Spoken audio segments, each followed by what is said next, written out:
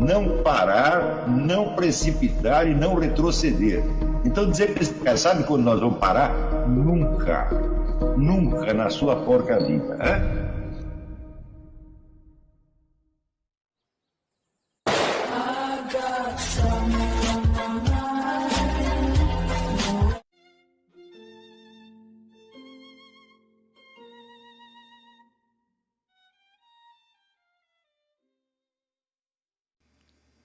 E aí pessoal, tranquilo? Então vem aqui antes do vídeo começar, pedir para vocês se inscreverem, quem não for inscrito, compartilhar, curtir, comentar. Quem puder seja membro do canal, que isso ajuda bastante. Tem também o link do Apoia-se. Quem puder ajudar nosso canal e apoiar financeiramente vai ser muito bem-vindo. Mas o mais importante é transmitir o conteúdo e os conhecimentos do professor Olavo de Carvalho para mais e mais brasileiros. Então compartilhe e ajude aí nossa causa.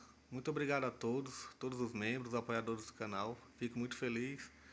Tenho certeza que a gente está no caminho certo. Então fiquem com o vídeo e até mais. Valeu! Existe também o fato de que toda a camada letrada brasileira se tornou, vamos dizer, incapaz de julgar as obras literárias, culturais, por falta de, dizer, eu não posso dizer um critério, porque um critério é um conjunto de regras mais ou menos estabelecido, mas por falta de uma certa sensitividade, né, que se desenvolve quando existe num país, vamos dizer, um diálogo cultural intenso, um intercâmbio, uma colaboração e até um confronto, né? Esse confronto, essa colaboração, essa troca de informações não existe mais há quase 30 anos. As pessoas hoje, talvez os mais jovens talvez tenham até uma dificuldade de entender do que eu estou falando.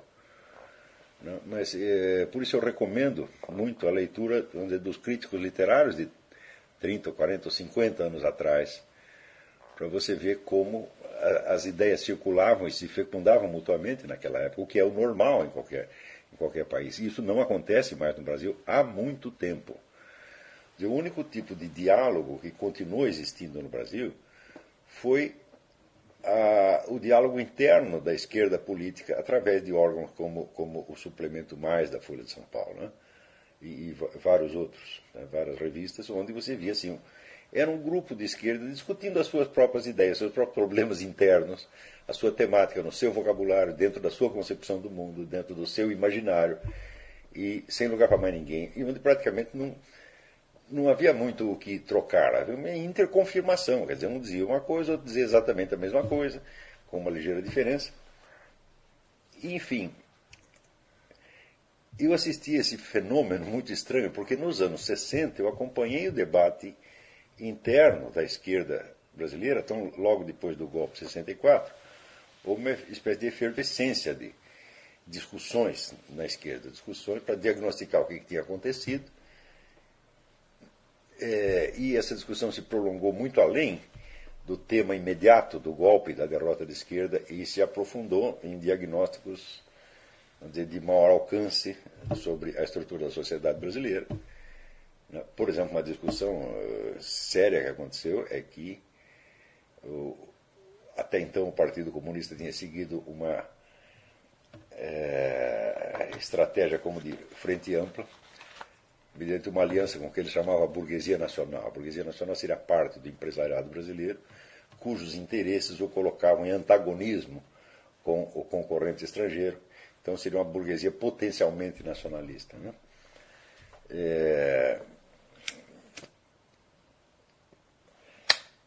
Então, logo depois de 64, surge a discussão de se essa burguesia existia mesmo. Não que não existissem burgueses que fossem assim, claro que existiam, né? Eu mesmo tive a experiência de trabalhar para um deles, mas se existiam como classe, e se, portanto, uma estratégia revolucionária poderia se basear numa aliança com essa classe, né? Esta discussão se prolongava numa outra mais profunda ainda, para saber se a economia brasileira do período colonial tinha sido feudal ou não, porque havia uma tese de que a tese do Caio Prado Júnior, de que nunca houve feudalismo no Brasil e de que a agricultura do período colonial já se organizava em bases capitalistas. Essa discussão se prolonga até hoje. Até muitos anos depois saiu o livro do Jacob Gorender, O Escravismo Colonial, que eu considero um livro notável. É a melhor análise desse período. Então, o pessoal comunista não tinha muita dificuldade de aprofundar a análise do problema, é claro que desde o ponto de vista marxista ou similar.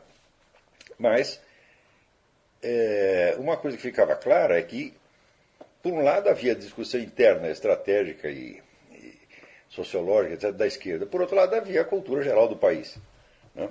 Eram duas coisas diferentes, uma participava da outra, mas era somente um aspecto. Tá certo? E eu vi que esta cultura interna da esquerda comeu o restante da cultura e sobrou só isto.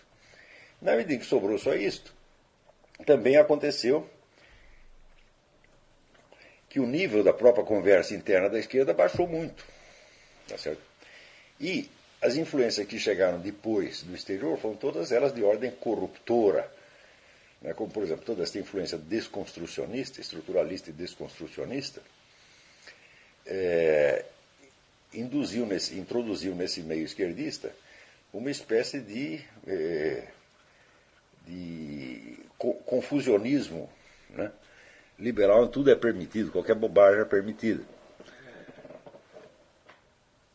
Na medida em que essa escola não reconhece a existência de realidade fora do discurso, então só o que interessa, vamos dizer, o discurso assume, né, como vocês viram no estudo que nós fizemos do livro do Darwin Scavino, ele assume uma posição quase que imperialista, ele engole tudo e, no fim, só existe um confronto entre discursos, não existe mais o problema da veracidade, da adequação do discurso à realidade, não existe mais uma realidade pela qual conferir o discurso. Então, por outro lado, também houve a influência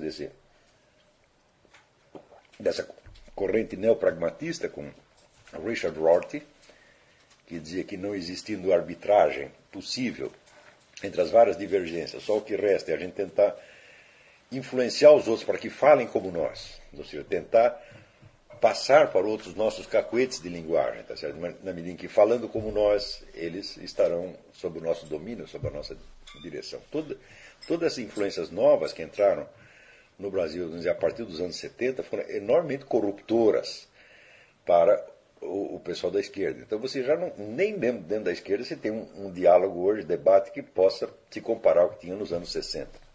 Então, por um lado, a discussão interna de um grupo político ocupou todo o espaço da cultura nacional e não tem mais nada fora disto.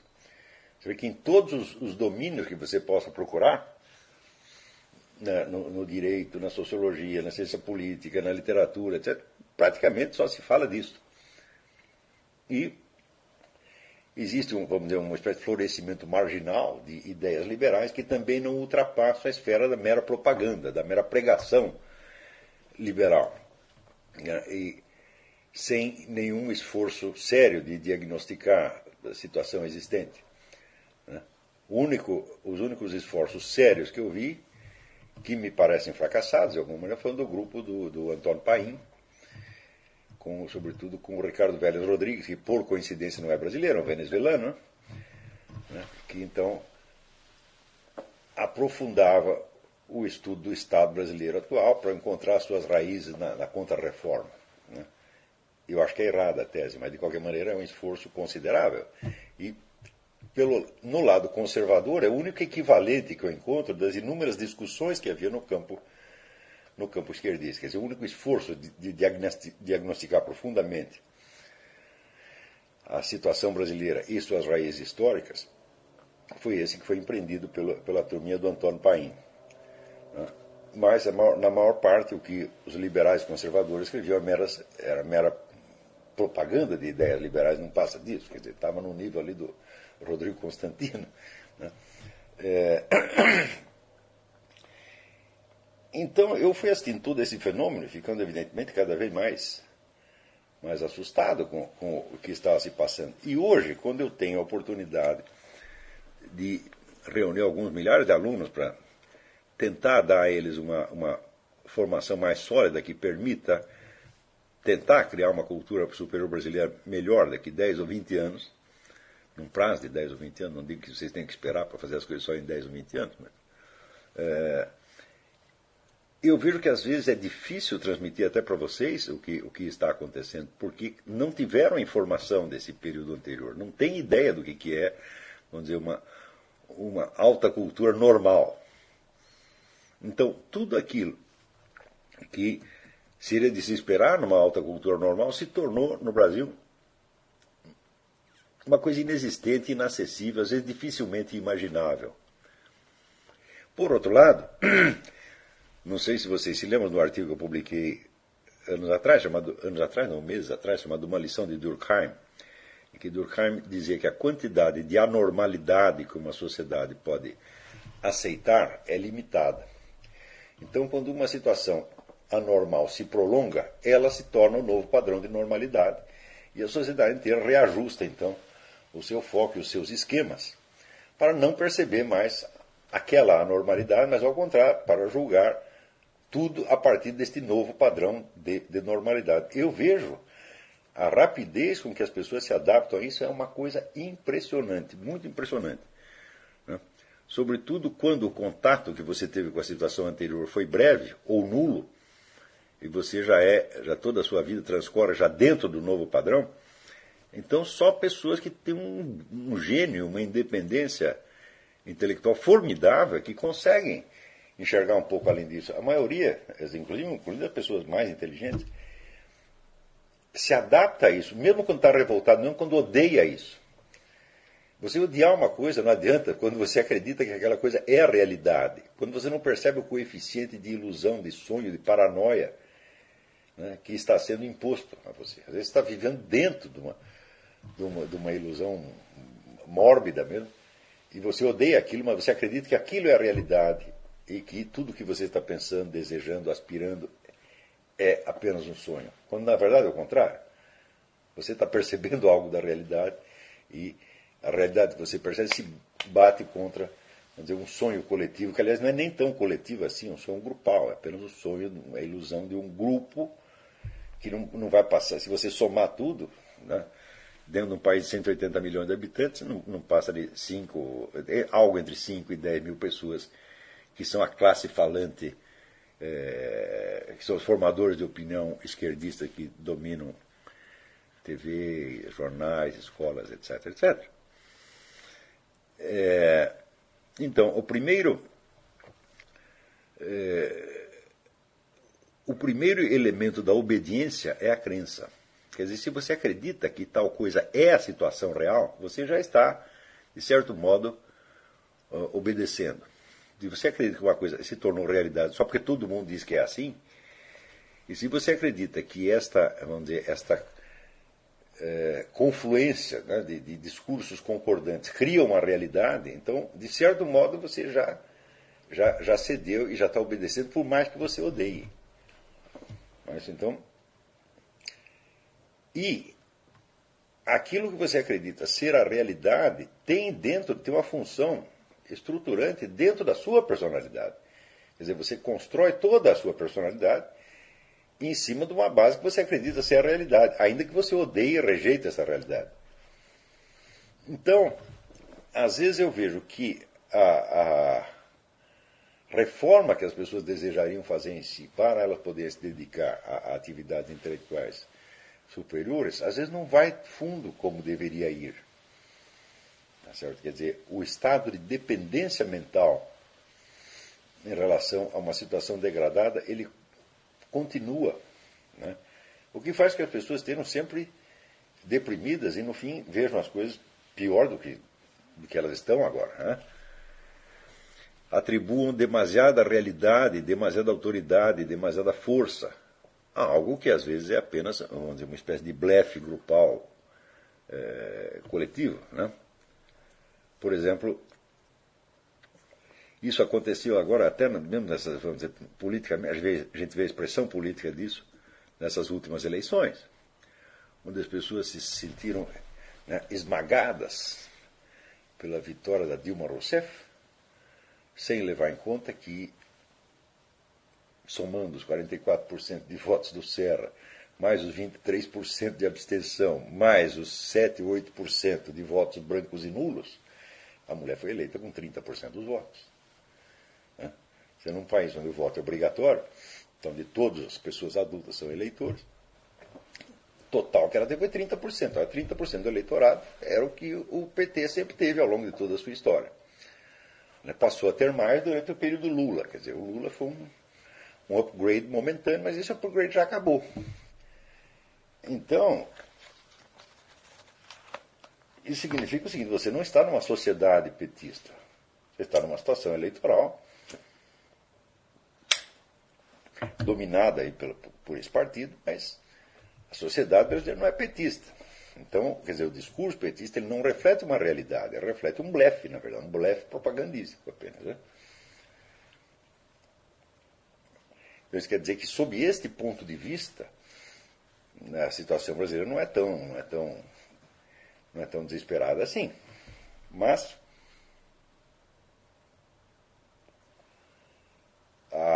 o fato é que o poder que esse esquema petista desfruta hoje é completamente desproporcional com a estreiteza da sua base eleitoral.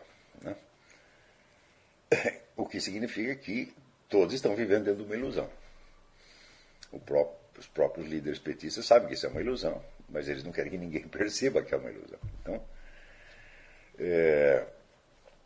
eu vejo por muitas cartas que eu recebo, e-mails, um tom assim de desesperança, de tristeza, né? E, sobretudo, um desencanto com o próprio país. Não é isso? Bom, isso é justificado até certo ponto, desde que você não internalize isso e isso não se torna um elemento da sua personalidade. Agora, o problema com a personalidade é que ela não nasce pronta, ela tem que passar por uma série de mutações evolutivas antes de ela alcançar um patamar onde alguma atividade intelectual seja possível. E isso nos remete de volta ao velho problema das camadas da personalidade, que é uma coisa que eu lecionei 20 anos atrás. Mas que é sempre um instrumento útil para analisar essas situações. E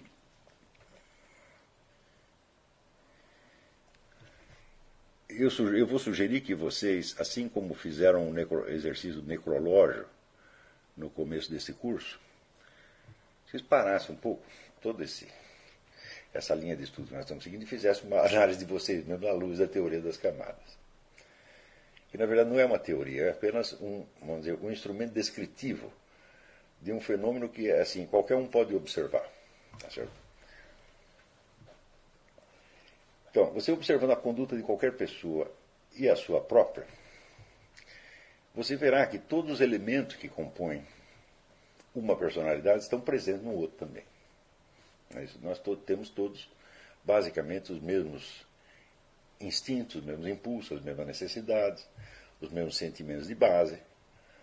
Tá certo? E a diferença entre um ser humano e o outro não está nos elementos psicológicos que o compõem, mas apenas na forma que o conjunto adquire. E essa forma, por sua vez, é mutável com o tempo. Não? Então, embora todos esses elementos estejam ali, e a forma também seja mutável, você pode apreender essa forma a cada momento da vida de uma pessoa pela pergunta seguinte, quer dizer, qual é o objetivo dominante que orienta o conjunto dos esforços dessa pessoa? Ou seja, o que ela está procurando o tempo todo, o que ela está buscando no fundo de todos os vários objetivos e emoções, situações, estados que ela vivencia, qual é a chave de tudo isso? Né? Bom, se você observar um bebê recém-nascido, você vai ver que o primeiro interesse fundamental que esta criatura tem é a descoberta do seu próprio corpo. Né? Um bebê, né, observa o seu próprio corpo, né, mexe os membros, porque ele está tentando adquirir um domínio de algo que para ele é estranho ainda. você veja que o interesse que um bebê pode ter, por exemplo, no seu próprio pé, ele pega o pé e fica olhando um tempão, né? E,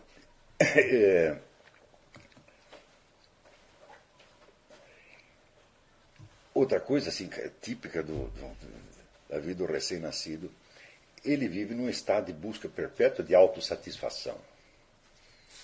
Não é isso? Muito bem, então esse é o primeiro centro de interesse. Esse centro de interesse nunca é abandonado. Todos nós temos um interesse no nosso bem-estar corporal. Tá certo? E temos um interesse no nosso próprio corpo. Ninguém é totalmente indiferente, né, ao seu próprio corpo. Então, mesmo um asceta tem de levar em conta o seu próprio corpo, tá certo? E ele é capaz de distinguir entre as várias sensações que tem e considerar algumas prazerosas e outras extremamente desagradáveis. E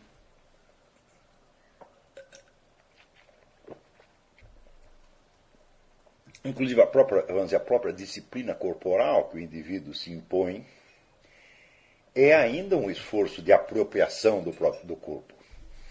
Na medida que você está tentando dominar o seu corpo, você está tentando personalizá-lo. Mas então, por exemplo, se você vai fazer um jejum prolongado, você está tentando dominar o seu corpo, hein?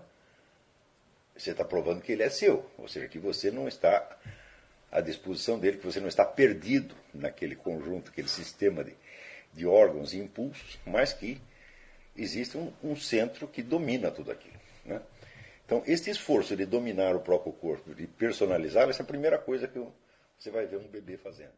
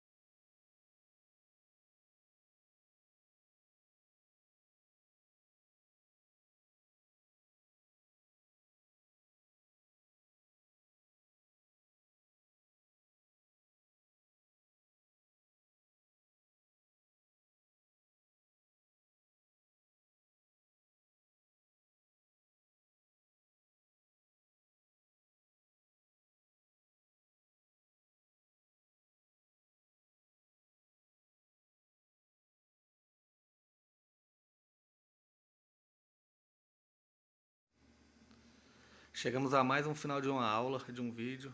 Espero que tenham gostado. Quem não se inscreveu ainda, se inscreva, compartilhe, comente.